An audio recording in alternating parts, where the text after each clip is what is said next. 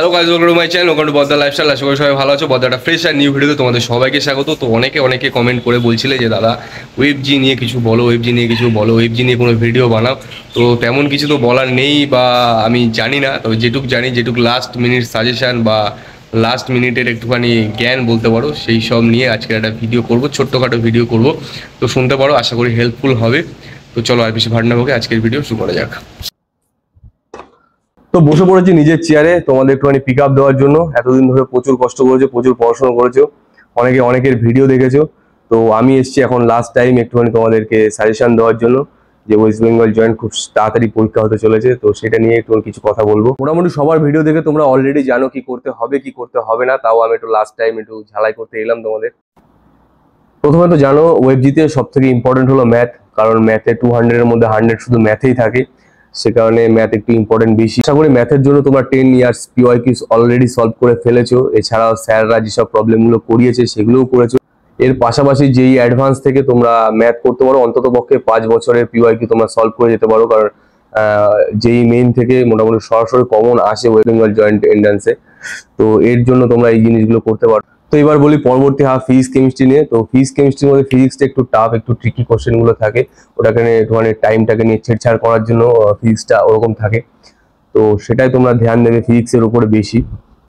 তো ফিজিক্সের জন্য ওয়েবজি 10 ইয়ারের পিওয়াইকিউর পাশাপাশি তোমরা 11-12 এর বইটা খুব ভালো করে পড়তে হবে। 11-12 এর বইটা যদি তুমি খুঁটিয়ে পড়ো, তাহলে ওর থেকে অনেক কোশ্চেন থাকে, যেটা হয়তো এমনি তুমি প্রবলেম সলভ করোনি, বাট পড়েছিলে সেই কারণে তুমি পারবে। এরকম অনেক কোশ্চেন তুমি পেয়ে যাবে। তো সেই কারণে বইটা কিন্তু খুব ভালো করে করতে হবে। কেমিস্ট্রিটা তুলনায় হালকাই থাকে, বাট সোজাই থাকে। বাট আমার একটু কেমিস্ট্রিটা কেমন লাগে, আমি একটু কেমিস্ট্রিতে দুর্বল আছি। তো যারা আমার মতন তাদের আর কি বলবো, বইটা পড়বে, 10 ইয়ার্স এর পিওয়াইকিউ সলভ করবে, তো তাতে আশা করি হয়ে যাবে, উতরে যাবে।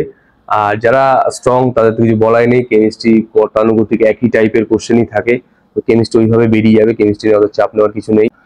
তো এবার একটু ডিফারেন্ট টাইপের জ্ঞান দিতে চাই, যেটা সাধারণত কেউ দেয় না। এক্সামের আগের দিন বেশি স্ট্রেস নেওয়ার কোনো দরকার নেই।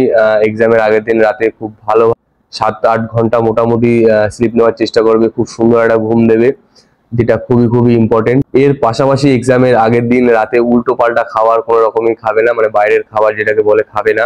কারণ তুমি দেখা গেল এক্সামের দিন বা এক্সামের টাইমে তোমার পেট বা শরীর খারাপ করলো, সে কারণে তোমার এক্সামটা ভালো হলো না।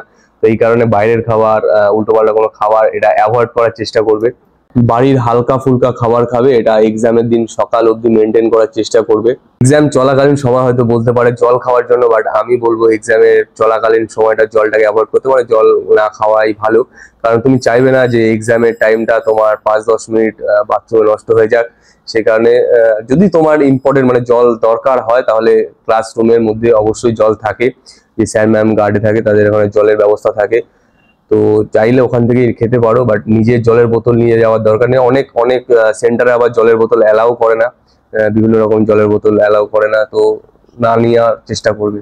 এরপর যদি বলি আর কি করবে না, তাহলে ফার্স্ট এক্সাম দিয়ে মানে ম্যাথ এক্সাম দিয়ে বেরোনোর পর ভরপেট খাবে না। মানে ভরপেট বলতে একদম পুরো একদম ঠুসে খাওয়ার খাবে না, কারণ বেশি খাওয়া দাওয়া করার পরে আমরা বাঙালিদের ঘুম পেতে পারে। তো নেক্সট এক্সাম যেটা তোমাদের থাকবে ফিজিক্স কেমিস্ট্রি, তখন কিন্তু ঘুম পেতে পারে, হয়তো ঘুমিয়েও বসতে পারো। সেই কারণে আর কোশ্চেন দেখে, ফিজিক্স কোশ্চেন দেখে অনেকের হয়তো ঘুম পেয়েও যেতে পারে। সেই কারণে চেষ্টা করবে ভরপেট না খেয়ে একটু পেটটাকে হালকা রাখার। এর পরিবর্তে তুমি চকলেট খেতে পারো, চকলেট খুব কার্যকারী হয় এইসব দিক থেকে, তো চকলেট খেতে পারো।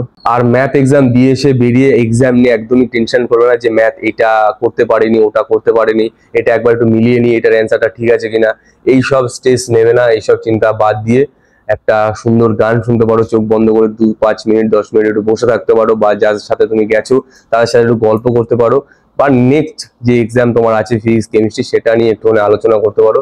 এইভাবে নিজের সময়টা কাটাতে পারো। বেশি দুশ্চিন্তা করে সময় নষ্ট করা বা টেনশন নেওয়ার কোনো কারণ নেই, তাতে আরো পরের পরীক্ষাটা এফেক্ট ফেলবে, মানে পরের পরীক্ষাটা খারাপ হতে পারে।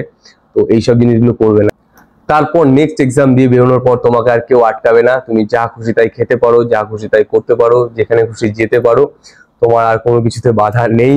তুমি এখন ফ্রি, শুধু তোমার কানে একটাই কথা বাজতে পারে, ওয়েলকাম টু যাদবপুর।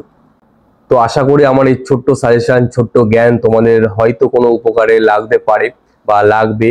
তো যদি ভিডিওটা ভালো লেগে থাকে তাহলে কমেন্ট করে জানিও কেমন কি লাগলো না লাগলো। আর এখন একবার দেখে আর এক্সাম দিয়ে এসে আমাকে বলো যে ভিডিওটা ইফেক্টিভ ছিল কি না, তো সেটা আমাকে বলো। তোমাদের বলাটাই আমার একটু জোর পাবো যাকে বলে। তো এই ছিল আজকের ভিডিও, এতদূর দেখার জন্য সবাইকে অসংখ্য অসংখ্য ধন্যবাদ। দেখা হচ্ছে পরে নেক্সট ভিডিওতে। টাটা।